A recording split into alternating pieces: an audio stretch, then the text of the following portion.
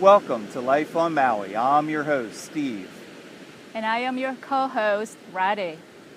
And we're having, first, amazingly enough, after all of these years of doing Life on Maui, what's one of the things that you think about when you think about Maui? Surfing. And for the very first time in 12 years, we have a surfer on our show. Yay! Okay, and this isn't one of the best surfing beaches by any means, but it's where we're shooting today at Charlie Young Beach. So, Patri, welcome to the show. Great to have you. And I don't even know where to start, but I'll start with this. I know that for many people, sports can be a spiritual experience. It can be a way to alter consciousness. If you think of all the different kinds of sports and surfing, and is so potentially dangerous. What is it for you? Is it a way? Is it a spiritual path? Is it a way of altering consciousness for you, or is it something else? I mean, the only way I could really compare surfing to spirituality is I guess like the essence of meditation and stuff is to kind of clear your mind, right? So when you're out surfing, generally you're so focused on the moment that nothing else occupies space in your mind, right? So in a way, you're so focused on the moment that there's nothing else that matters in the world. So I guess in a way, it kind of helps you clear your mind. But I mean, for me, the main reason I surf and kite surf and do all of these sports in the ocean is it's fun, It's kind of what I want to do every day. I wake up and I think, what do I want to do today? I want to go have fun, right? Doesn't everybody want to have fun? Absolutely. So, I mean, Yeah, I think fun is one of the most spiritual experiences, actually. Yeah. I heard the saying that if you teach a man to serve, he wouldn't go to work. It's kind of true, and I'm sure a lot of people get frustrated with that on Maui. You can tell if the waves are good if all your employees call in sick.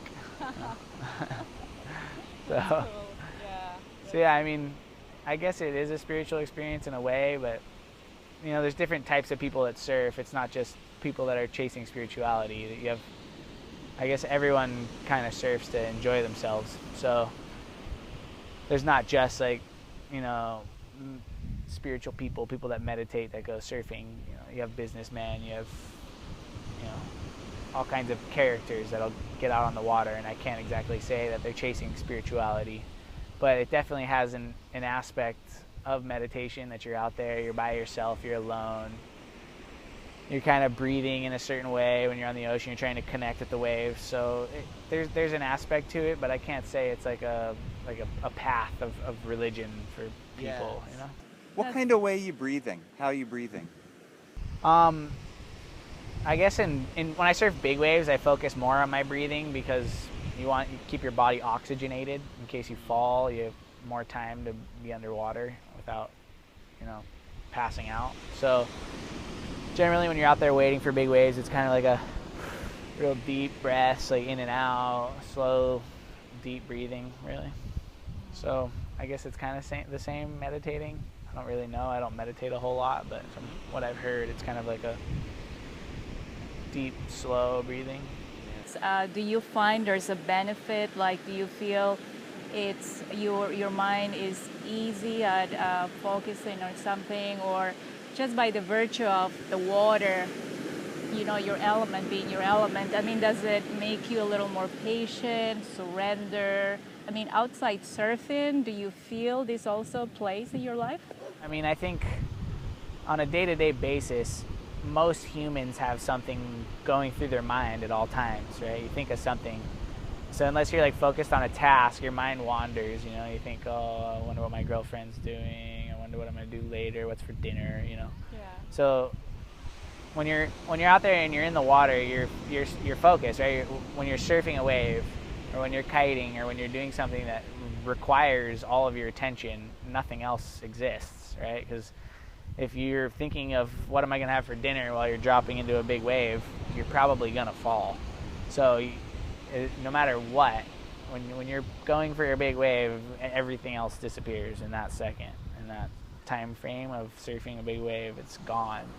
The only thing that matters is getting to the other side, right? Yeah. So that clears your mind completely. But as soon as it's over and as soon as I'm back on the beach, it's back again. You know, what am I going to do later? What's for dinner? What's my girlfriend doing? Same stuff. That's a good perspective. Yeah, it's a good perspective. Yeah, and talk about the fear factor. If you're going to a place like Jaws, which is the biggest waves here on Maui, how do you deal with the fear element of that? Is there, and I guess the same question as before, does that carry over to your daily life or doesn't it? You know, handling fear like that, something that's potentially life and death. First of all, how do you handle it in context of surfing? And then how does it translate to your daily life? Well, I mean, generally when Jaws is going to break, like science has come so far, they can forecast a swell like 5 or 6 days ahead of time. And so you kind of know it's going to happen. But I always try to tell myself I'm not going to go out. I'm probably not going to go to Jaws. We'll go to another way. So I try to like really keep it out of my mind as much as possible until the moment comes and okay, we're going. It's time. It's going to happen. And then that anxiety kind of comes. You know, it's like, are we really going to do this? Why? Why are we going to do this? Why are we going to go to Jaws? It's crazy. Do you ever have an answer after you ask yourself, why are we doing this? I mean, I love it. Like you get an adrenaline feeling in your body that you can't. I mean, I guess there's other ways of doing it, but it's addictive, right? It's something that courses through your veins. Like I love the feeling of being scared, right? So definitely going out to Jaws is chasing the fear of being out there in the first place, and it's kind of a progression thing. Like when you start in smaller waves, and smaller waves are scary, and then you get to medium-sized waves, and they're scary, and eventually you get to a certain point where only big waves scare you anymore. So you kind of have to push yourself and go into bigger and bigger surf to get scared. So I suppose that's what I'm after when you're out there, and I'm sure a lot of people feel the same way, you know.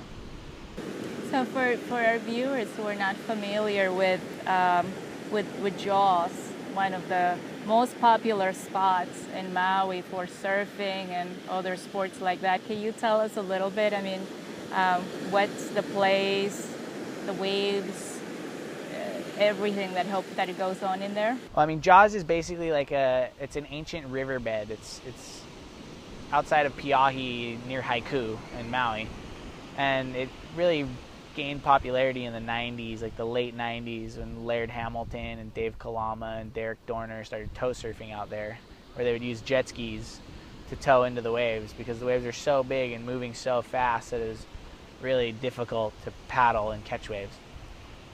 And now there's been kind of like a reverse in the progression where now the challenging thing to do out there is paddle surf.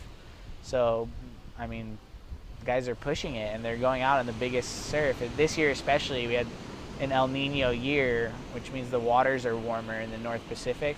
So we get larger storms, which create larger waves that hit this reef where Jaws breaks. So now we've had some of the biggest days ever this year, and guys are out there paddling, which is no jet ski. You're using your own power to paddle yourself into the biggest waves, in the world, pretty much. So it's a crazy thing, really, and the success rate isn't so high. Like, you see a lot of these guys go out on the biggest days, and there's a few guys making waves, and there's a lot of guys falling. So, I mean, in a way, the tow surfing is essentially safer and more effective, but it's not as challenging as paddling into the waves. And it's also like a personal conquest, right? Like, if you paddle yourself into a giant wave and you make it, it's like you did it alone, right? There's no jet ski to help you. There's no engine, no nothing. You did it. So it's kind of like it's a really cool thing. It's insane. Yeah. And the follow-up to that question was, does that translate into your daily life? Does you confronting your fear in that way with the waves in any way translate to your daily life? Or is it the same as you were saying about your mind coming later and then life is as normal? Surfing big waves and free diving and doing these things, you have to overcome the fear, or you're going to make poor judgment calls, which are going to put you in a really dangerous situation. So I guess in life it kind of translates to a certain extent, but there's not as many things scare me the same way as big waves do. So I guess it's easier to overcome scary situations, more stressful situations, like I guess driving you could translate it to. Like, or for example, another fear that that happens to most people is public speaking. You have to go on a stage and you have to talk to a lot of people.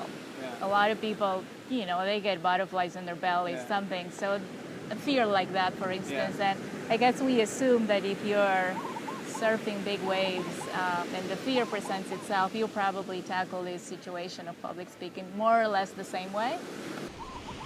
I mean, I'm scared of speaking in public for sure, and I know a lot of surfers that are terrified. They'd rather go surf Jaws than get on a stage and talk to a bunch of people. Right, yeah. Yeah.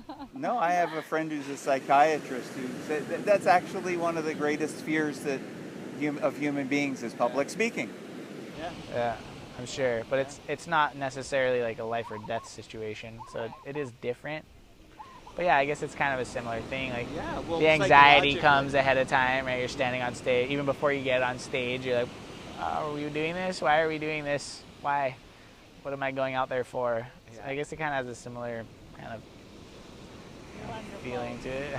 That's great. That's great. That's what we can learn. I mean, as just in our daily lives, if we can get that perspective from you as a surfer and all the other sports that you practice, it kind of translates for us too. I mean, it's not life-threatening, so why am I so afraid? You guys should be more afraid, so I could handle it.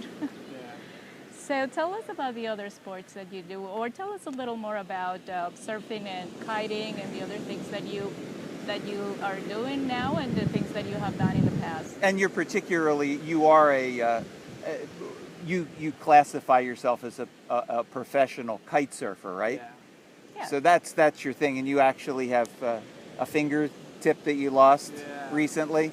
No, I mean, I've been kite surfing since I was 12 years old, and I actually started surfing after I got into kiting because you need wind to go kiting, and when there's no wind, you know, the waves are generally really good, so I kind of do both, and it keeps me occupied on a daily basis, right? And Maui is a perfect place to be a kiter because we're the windiest island in the Hawaiian chain. Is that so? Yeah. So we have you can kite almost every day. Oh, it's wonderful. Yeah, maybe a couple months in the winter the wind goes away, but for the most part you can get out there and kite every day. So we're a world-class destination for it. A lot of people travel from around the world to come here to go kite surfing. So I got into kiting when I was 12, and it was kind of my passion. I did it all the time, and I've been lucky enough to do some traveling for kiting and go to different places in the world. Where have you been? I've been to Mauritius and Indonesia and South Africa and Portugal and Ireland and Spain and Italy. I've done quite a bit of traveling actually. Nothing really compares to here. You know? We're so isolated in the middle of the Pacific Ocean, so the conditions that we get are generally more intense than other places in the world. We get really big waves and really strong winds, so that's kind of what I like to do, you know. I like to scare myself. So the more intense the conditions are, the easier it is to put yourself in a critical situation, I guess. You like to scare yourself. So just say more about that. What is that? I mean, it's the adrenaline thing I was talking about earlier, right? Like being scared creates a chemical reaction in your body that's addictive, right? So you can get it kiting, you can go jump really high and, you know, put your body in a situation where it's not comfortable. And again, it's a progression thing. Like it used to be you jump 10 feet and you got scared and you'd get that reaction. Where now, for me, I have to jump really high and do something extreme to maybe not feel so comfortable. And it's the same in waves. It's the same surfing. You start small and it's scary, and eventually it takes something more extreme to be scared. So Maui, we have the ability to start small and go learn how to do something that you can put yourself into a pretty extreme situation. So, I mean, Is the feeling afterwards, is it feeling like you're the surf gladiator, you master over yourself and over nature? It just feels that good. yeah, I mean, I think I've said that before, like big wave surfers, and they're kind of like the modern day gladiator in a way. I mean, they put themselves into some pretty intense situations. It could potentially tear them apart.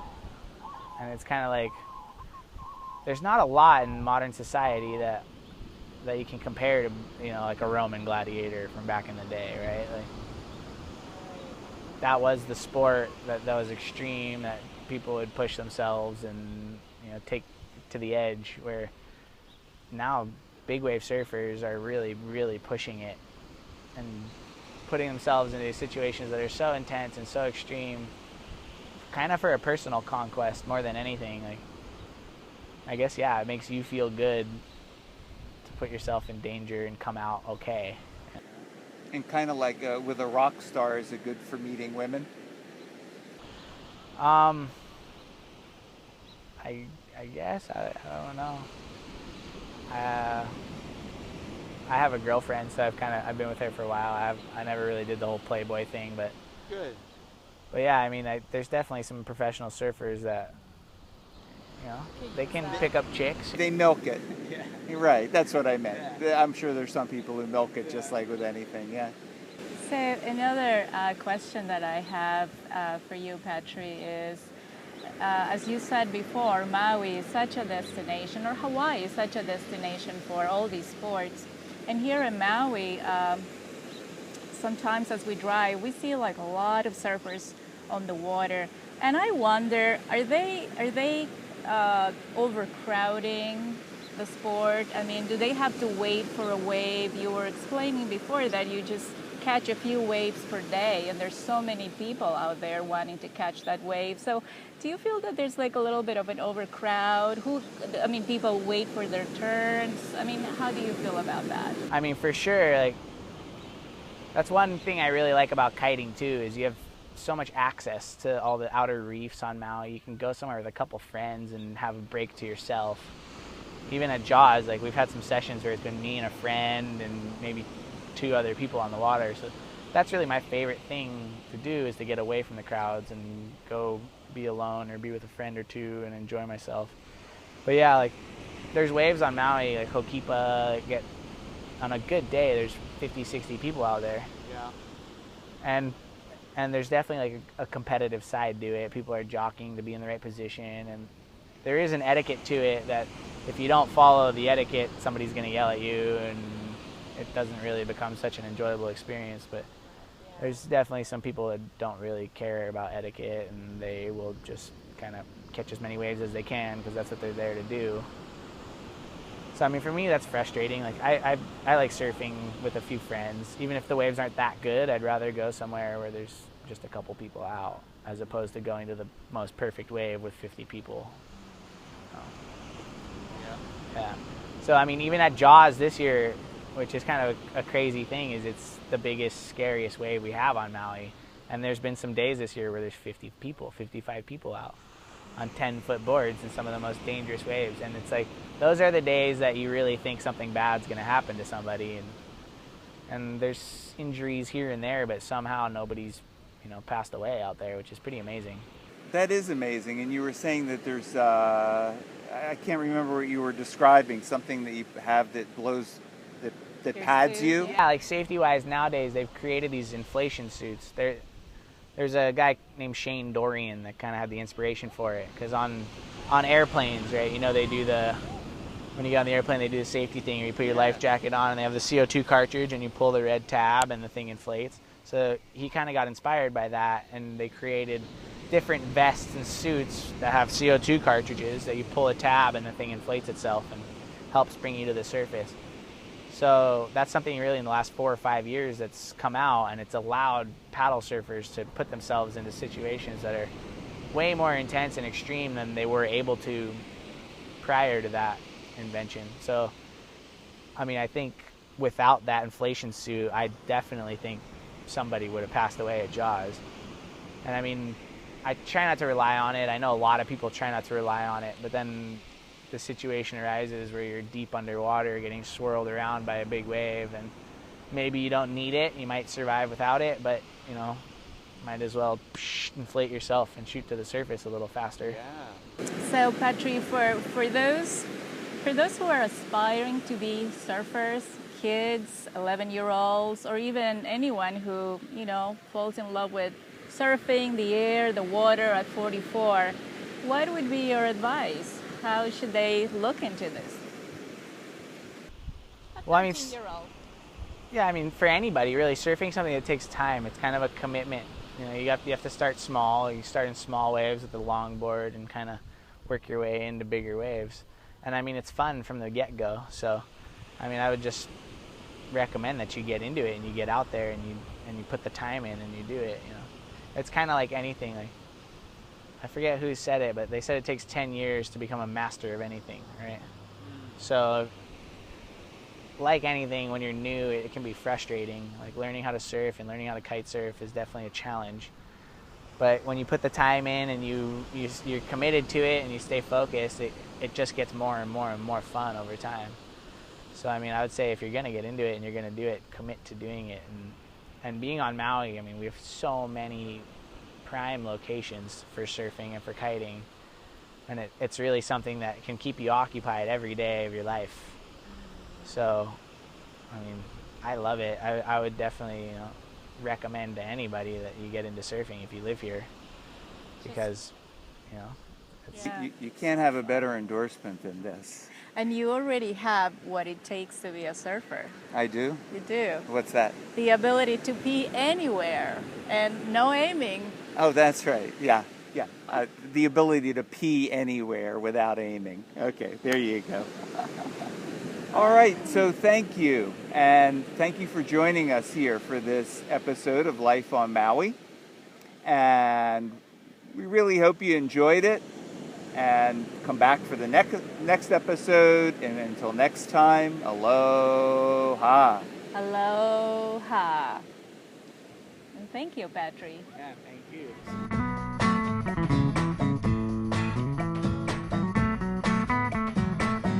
Call me crazy, but I'm never giving up my dreams.